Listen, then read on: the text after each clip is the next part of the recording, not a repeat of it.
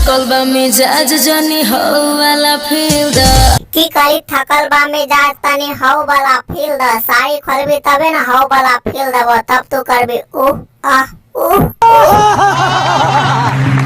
यही नहीं अभी और सुनिए। तो भाई साहब हंसी रोके के क्षमता अच्छा तो वीडियो को पूरा अंत तक जरूर देखियो। अगर हंसी रोके के क्षमता नहीं अच्छा तो वीडियो का नहीं देखियो तो चलो भाई साहब के बिना बकचोदी कर वीडियो को स्टार्ट करे छे। तो वैसा पहले जरूरी सोचना है वीडियो कोई भी दिल दिमाग पर नहीं लियो। वीडियो सिर्फ मनोरंजन के लिए बनाल जाए छे। चलो भाई साहब के बिना ठोका ठोकी चालू करे छे। आज भर ढील द ढोढ़ी जनी छील द की काली आज भर ढील दा ढोड़ी जानी छील दा प्याज मिर्चा अच्छे के तो ढोड़ी छील दा तो के बाप चोदी।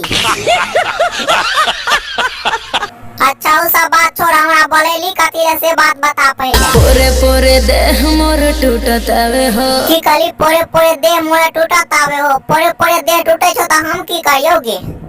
थकल बा मिजाज जनी हो वाला फील द देखी थोड़ी बेसी अगर बगर बोलबी ने हम अपन सामान खोल के तोरा मुंह में चबहा दबो ते के बाद कहबी हां अबरिए ले हाउ वाला फील। रुक जा